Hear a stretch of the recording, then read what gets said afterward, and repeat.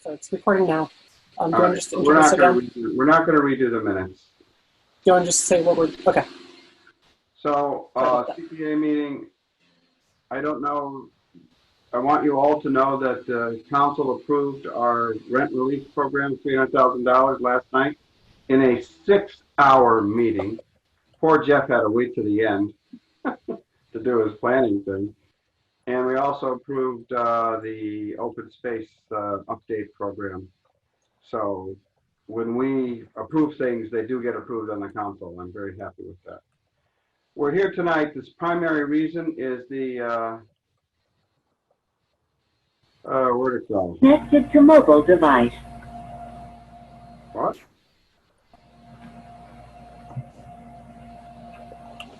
Jay, do you mind muting yourself? You get something picking up. Oh, what do you do?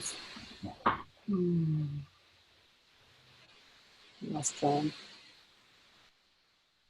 I don't know how to do this, so I'm going to try and do it again. Forgive me, I'm trying to bring up the...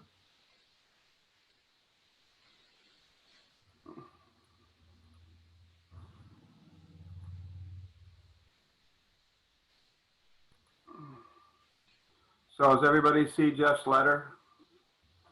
Yes. Okay. Jeff, you can talk about it, but what Jeff is asking for is a letter of support in which I actually watched some of the design conference we had, the Mountown Trailhead Park. We're going to have to commit to $176,000, but we're getting a $374,000 grant, so more than almost double that, so that's great. I think it's fine that we get that much money for the CPA, and this park is incredible. Jeff, I'm going to rotate through all of the documents here. You just tell me what you want us to see. If you go ahead and tell us all about this. Sure, thank you. This is the same project that came before CPA now several times, and so CPA, I mean, if we were really grateful and successful with CPA's support in getting buying the property, and this is not small. It's not a small investment that we're talking about. I mean, I'm really cognizant that this is a big deal. To be perfectly clear, CPA has contributed a lot to this project already. So CPA, towards the acquisition, the CPA committed $380,000 towards the overall purchase price, which was just under $1 million. And this project kind of had a genesis before I was here. It was well identified in the master plan. The area in general was identified in the open space plan, but the stars really kind of all aligned. And the owner really pushed the subdivision hard, and it really just kind of made everything happen, and it happened pretty fast. And one of my goals was to try to the best of my ability to just keep momentum going, because I feel like we're in this really good time right now.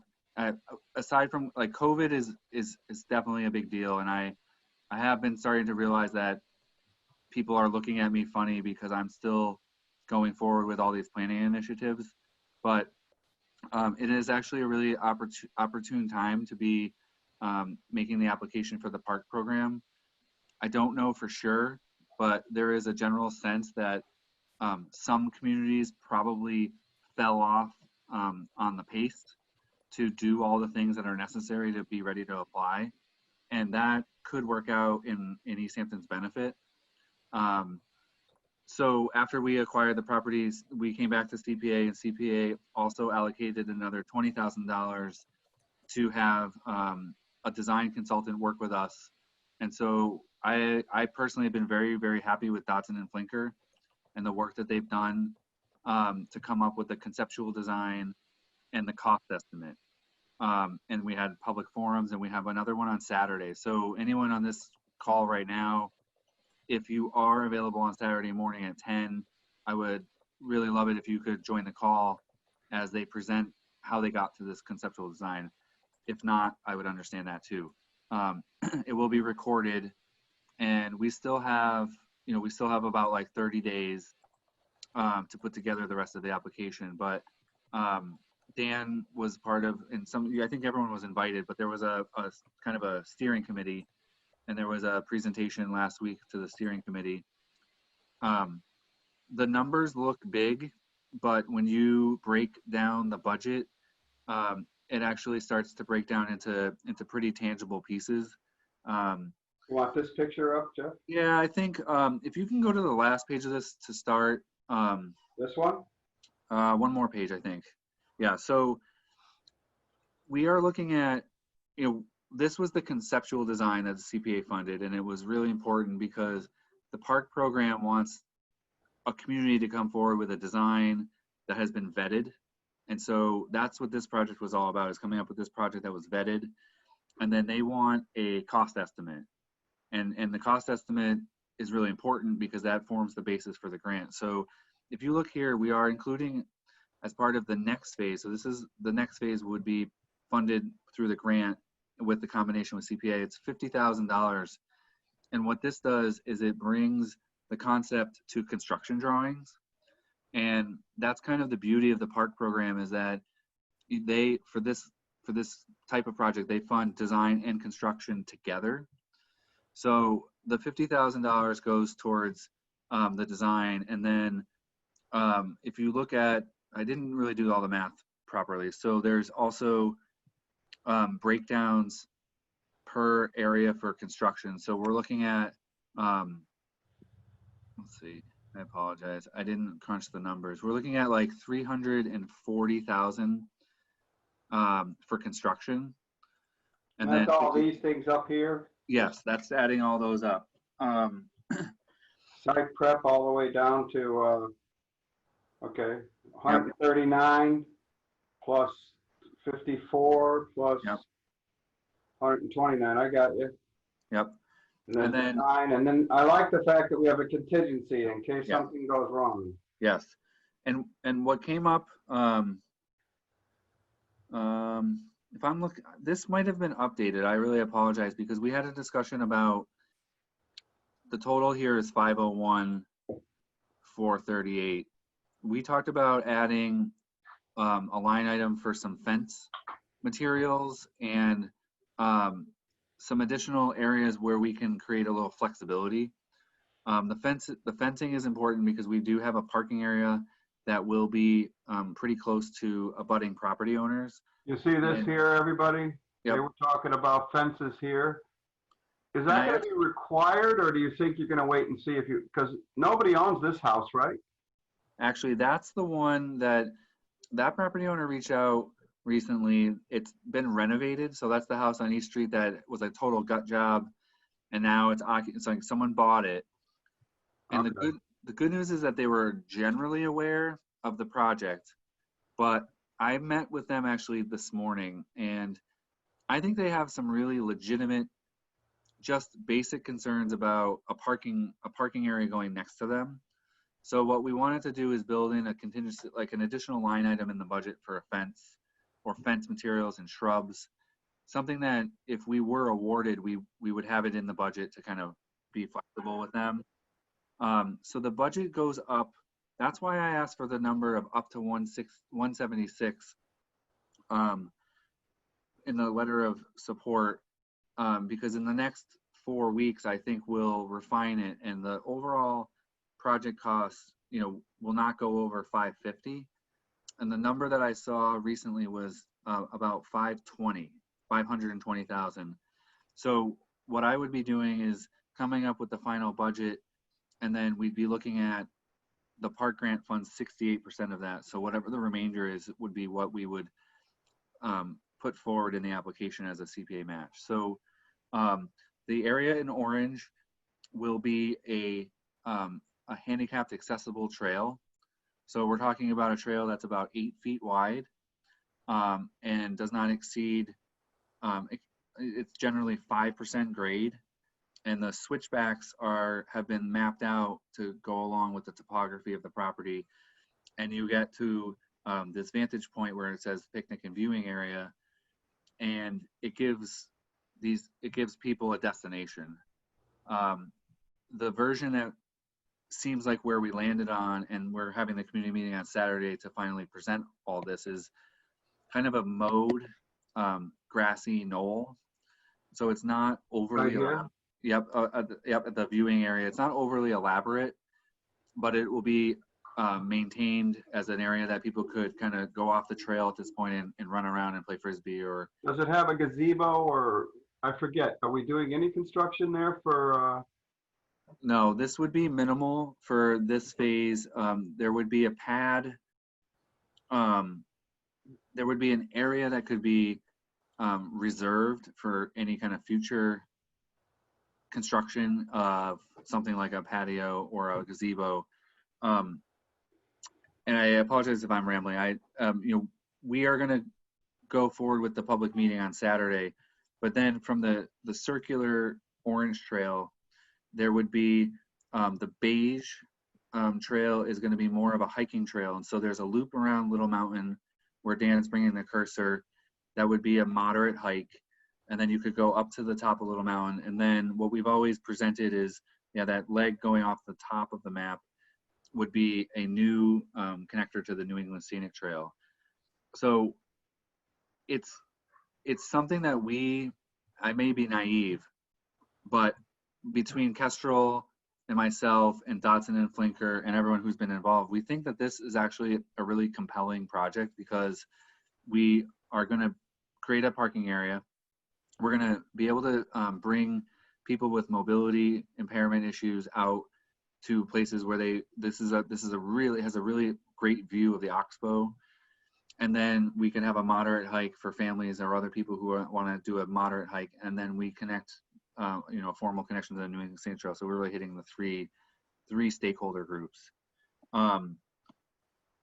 So the reason why the letter of commitment is really important is because I think that it helped last time. And I think it really shows that the city, is committed to making this project happen. And it's not something where it hasn't been discussed, and it's not something that is supported by CPA who would match the funding. So I would be happy to answer questions if that's a little bit easier at this point. And just let me ask a couple. Yes. The 176 is maximum you might apply for. Correct. But by the time you actually apply, you'll know better what the costs are estimated at. It might be less. Yeah, and what it boils down to a lot of things I'm dealing with right now boil down to timelines. So I was just trying to have this opportunity to make sure that there is some level of support for CPA before the community meeting on Saturday. Obviously, that's only 2 days away. But then we will begin to draft the application with that in mind. 176 would be the max because the budget right now is 501,000, and I think where we will end up is about 525. So the number will likely be less. And yes, to answer your question, Dan, we will know the amount before we submit. I just we don't have enough of the data right now. Do you apply for the grant first? If you're awarded the grant, then you come to us for the money that we have to match? Is that how it works?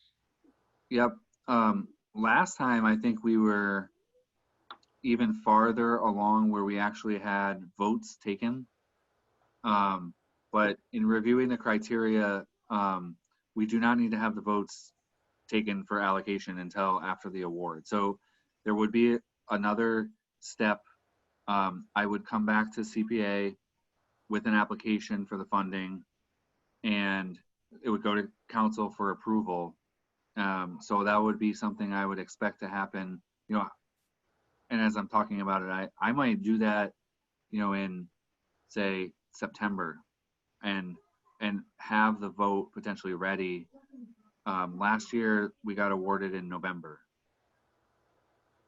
Well, we could always award the funds because there's always a contingency. Yes. That there's a matching grant. Is Yes. there any chance they can say, oh, well, we can only afford to give you 50%? Or is it 68% or nothing, right? Is that how it works? Yeah, there's a formula that they use for communities that I think it gets updated every year actually, and that's what changed slightly is that they're giving a 68% reimbursement rate to Easthampton. That's what you get if you're yeah. flying.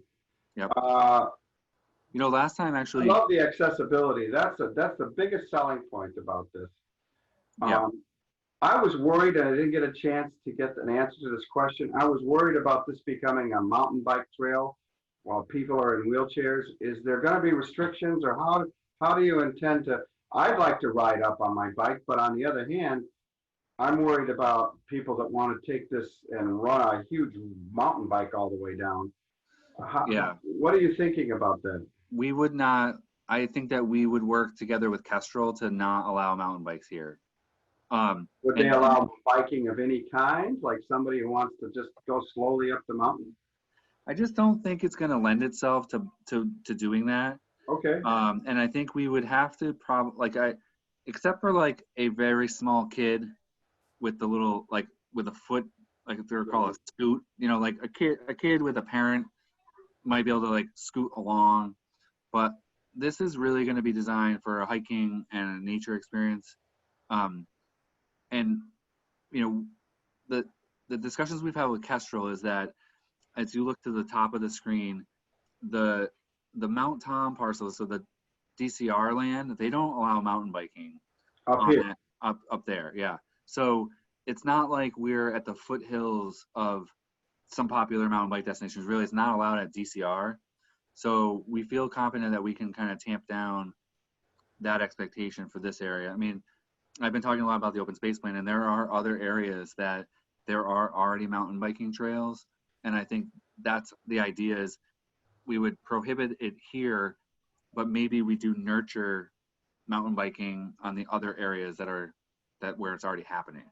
So is this going to be Park and Rec supervised or private supervision from volunteer groups, or how is this going to be supervised? Right. Maintained. That's what I was going to say. There is supervision and maintenance I would put in two buckets, but maintenance will be under the jurisdiction of the Parks Department. So I have had discussions with John Mason all along about this, and he was always willing to go forward with it, but he always has concerns about his ability and his staffing levels. So the discussions that we've had are that if we're awarded in November, we would have, and this is a lot like the dog park, we have to wait until there's a real thing happening, until we launch into the next phase, which would be to seek donations. And it would go into an endowment for maintenance costs. And that's something that's how Pascomic Conservation Trust maintains Mutter's Field. But the beauty of this, and we've had some discussions with CPA, is that CPA has been very generous. So has the state. We have not had to ask people for any donations yet for this project. And so if we get to this point where we're awarded construction funds, we would launch into a campaign with Pascomic, Kestrel, and the city to ask for donations for maintenance and create an endowment. And we think that we'd be successful because we haven't asked anybody for anything for this one yet. Well, I don't see a lot of maintenance of brush trimming, and you talked about stone dust on the road, the path. It's not going to be pavement, right? It's stone dust. We think it's going to be mostly stone dust. And this would come in that later design phase, but there could be a couple spots where there could be short sections of pavement, just if there's areas that are susceptible to erosion. But the idea is not to pave this path the entire length. And the only reason for pavement is to prevent erosion. Right. And because you are worried, this is a steep path here. Water erosion, I imagine, could be a problem right here. Okay. That's all the questions I have. I'll open it up to the committee. Anybody have questions? We're looking at committing to maximum 176 for this, but it's a huge, huge park. I love its accessibility. That's what I love a lot. Anybody? Jay? Nope, I'm good with it. Andy, John, anybody? I see John has his, yep. Yeah, no, I'm good. I haven't had a chance to talk with John Mason about it, but I'm okay with And you've had lots of conversations with the Park and Rec Commission or anything? Yep. When we went to acquire the property, obviously I was talking to John Mason, and then it went to the Parks Commission. We had to submit the vote of the Parks Commission that they would accept responsibility for this property, which is a big ask. But again, we have not had to ask anybody for any outside funding for this, and that's going to be the real push. Is it's the idea of momentum. So if we can get awarded in November, then we would start a campaign. And Kestrel and Pascomic Kestrel in particular, but Pascomic also has experience in doing this. So it would be a campaign that we would build with the project proceeding. So as of right now, it's a wish list right now. It's a request, but if we get the funding, then we can build the endowment. And you've had I remember you said you had a couple of community meetings and you had a lot of people at one of them with a lot of positive support, Jeff, from the community. Yeah, and the first community meeting, in discussions with Dotson, we think we knew where it would end up, and this is pretty much where we thought it would end up. We tested a couple of things. One had a large, stone patio area, like basically a large gathering area, and the image showed a food truck. Yeah, up at the top, the image showed a food truck and a lot of people, and that was strong. There was strong pushback on that. Opposition. Yep, and that's what we needed to do. We needed to test what people thought this area would be, and this was really what we expected. The other one was like a little bit more manipulated land structures that would be mounds that people might run up and play on, and even that kind of got tamped down to a like a meadow and a park-like structure up there, park-like area. John Bruner. Yeah, I would chime in that first of all, I support the project. I think it aligns well with the historic use of the mountain, and that you get the most bang for the buck when you are doing the least amount of manipulation and just using what's provided naturally. And that's what has happened there for eons. So I think it's a good match for use, and talk about public good, right? It satisfies that criteria excellently because of the users you expect. Right. I do think it's worth emphasizing. I think the maintenance part and stuff is often a little overlooked, but sounds to me like there's a good plan, and we know Kestrel, Pascomic have a really great track record. So I think this is a great plan to serve the public well. All we have to do is look at the trust and the other trails. They've been maintained pretty good in town. Hey, I forgot to ask this. These are existing trails, right?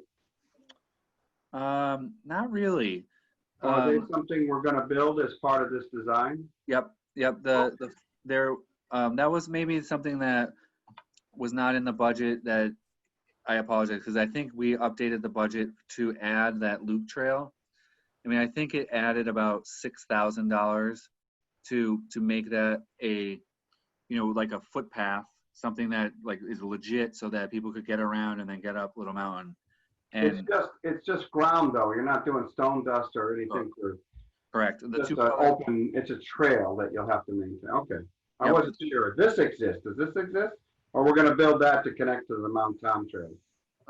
So up there, what's happening now is that Eversource is up there, and they've been working on their utility line. That's that whole straight line right across the top. Yeah. To all the way to the map left is Underwood Ave.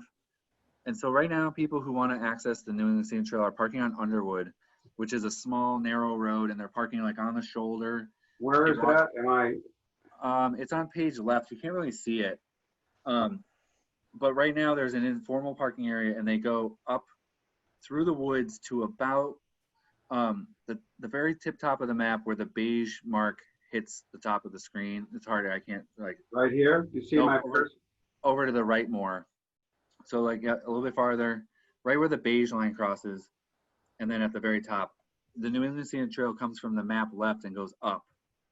And what we're trying to do is eliminate everything on that side by Underwood and focus people at that parking area. They would come up the accessible trail and then they would hit the New England Scenic Trail on a more direct path.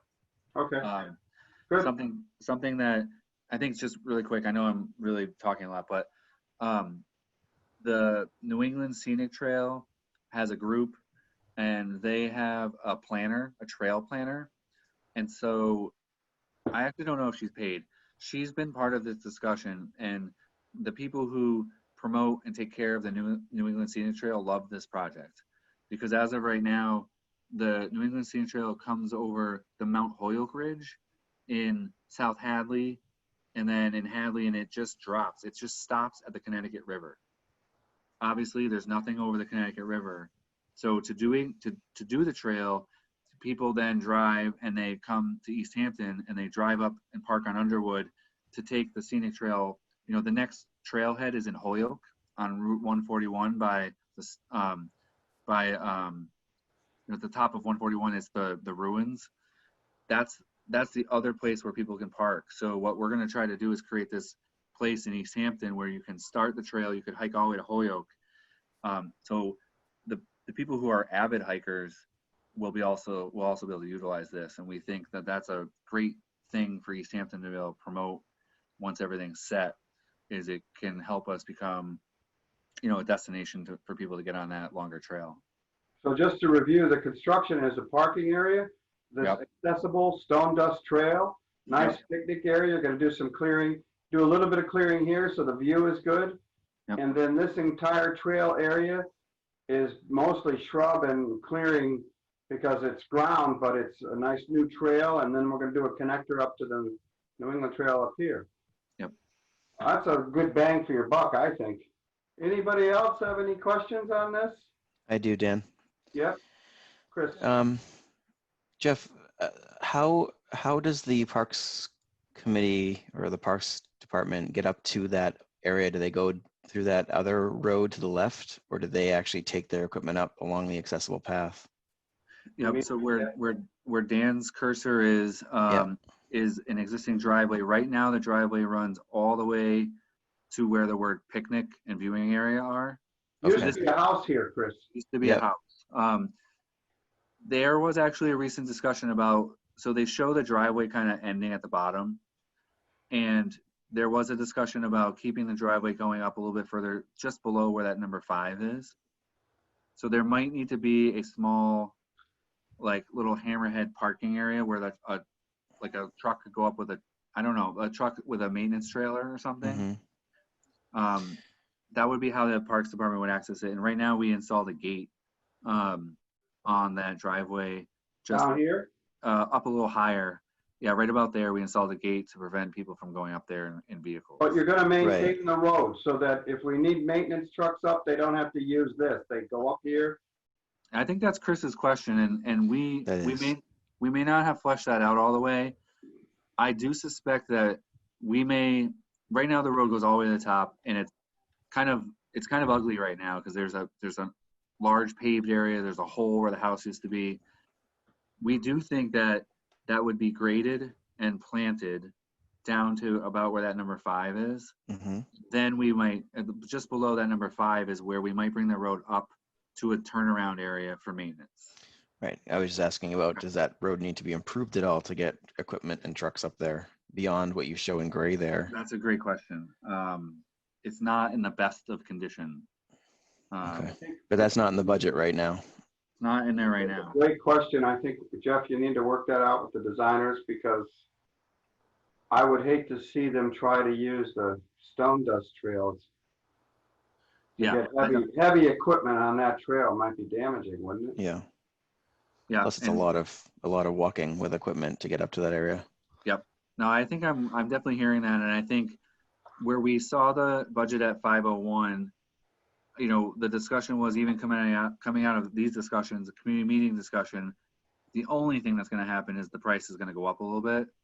So that's why I looked at the numbers, and we're comfortable going to 550, and that creates the 176 match from CPA. So we still have some opportunity to kind of look at the road improvement costs without totally breaking the bank and going over the 550. So I appreciate Okay. that. I'm gonna talk to them about that. All right, so the second question I have is the walking path that's in tan colored there. Yep. Is the city going to have to maintain that every year, like go in and just, cut down the trees that have fallen onto the path and all? Would that come out of the endowment that you're talking about? Or the annual, because trails need annual maintenance. Yep. I think I would say yes. To answer the question succinctly, I think that it would be part of what the endowment would need to cover. My asterisk, my caveat to that is that where it says Little Mountain, that entire area is owned by Kestrel. So we are proposing to incur the cost to build a trail. But I think because Kestrel has been a great partner with this project, I think we would talk to them about, they probably, I don't know for sure, but I would imagine that they have some trail maintenance, either budget or crews that can go out and they would become, so we're trying to treat this as one property, as a partnership. So trail maintenance might not fall under the endowment. I don't know for sure.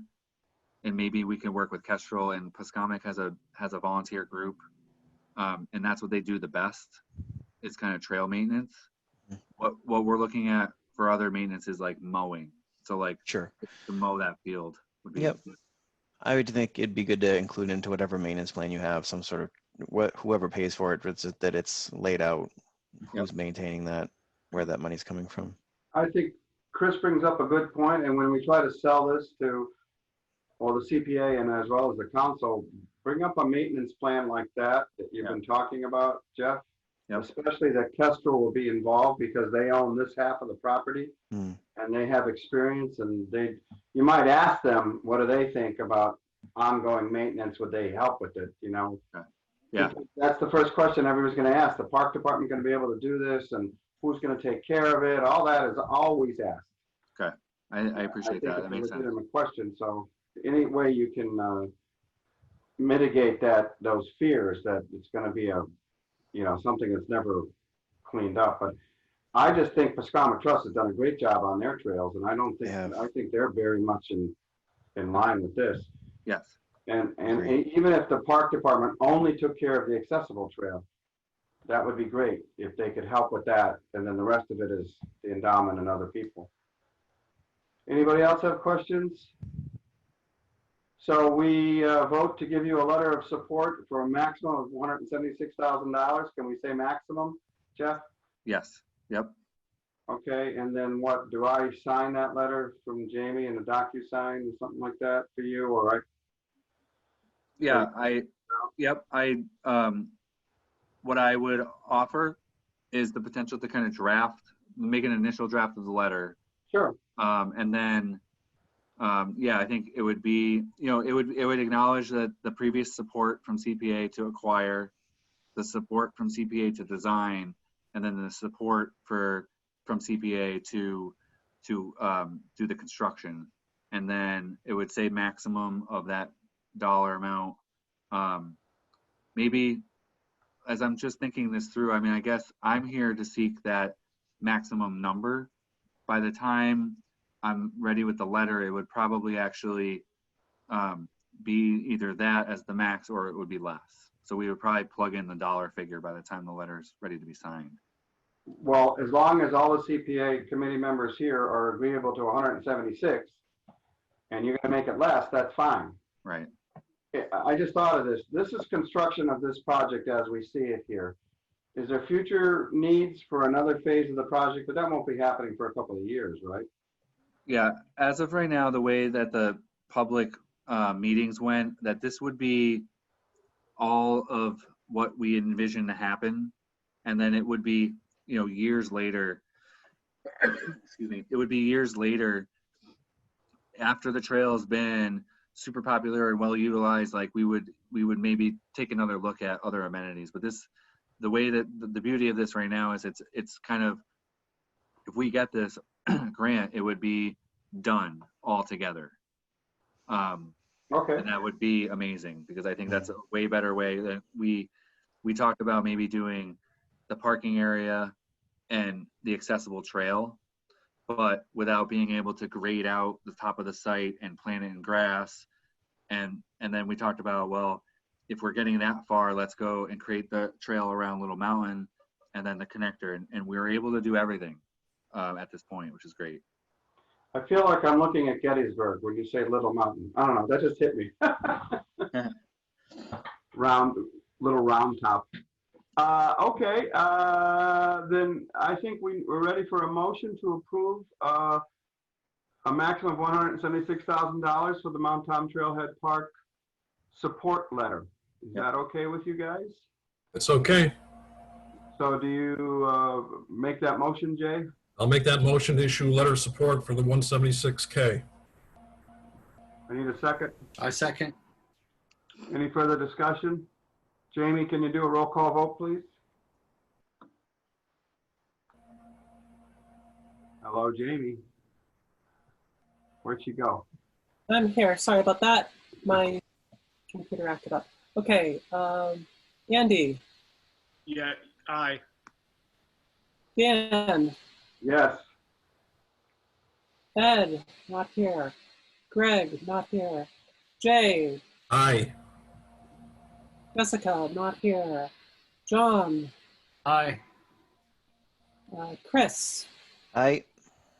And Scott. Not here. Motion passes by a vote of 5 in favor and none opposed. So I guess I'll sign the letter indicating and let Jeff draft the letter. And I think that's where we are, Jeff, right? You'll draft the letter and I'll sign it.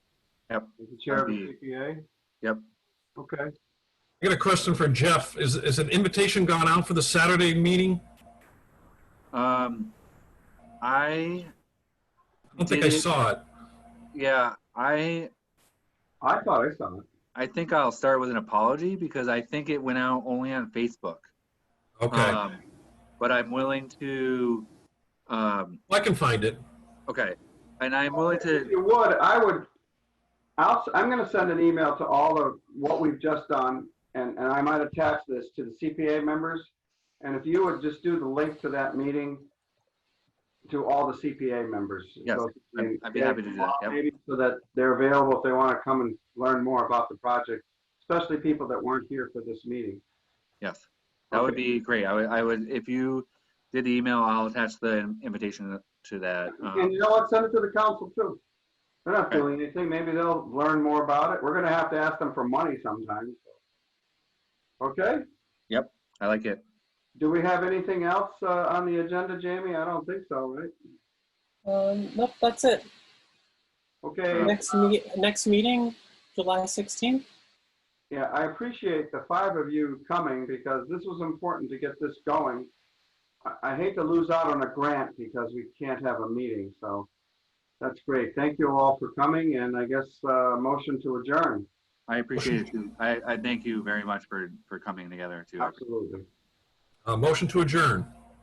I second. No, Andy, you need one. Get one in there. I'll second. I'll third it even. Jamie, you have to do a roll call for the adjournment too.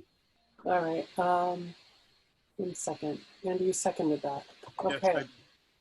Yes, Let's start with Andy. aye. Dan. Yes.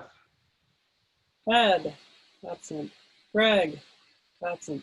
Jay. Aye. Jessica. Absent. John. Aye. Chris. Aye. And Scott. Absent. All right. So meeting is adjourned. Thank you all. We'll see you next month. Stay healthy, All everyone. right. Good night, everybody. Thank Yeah. you very much.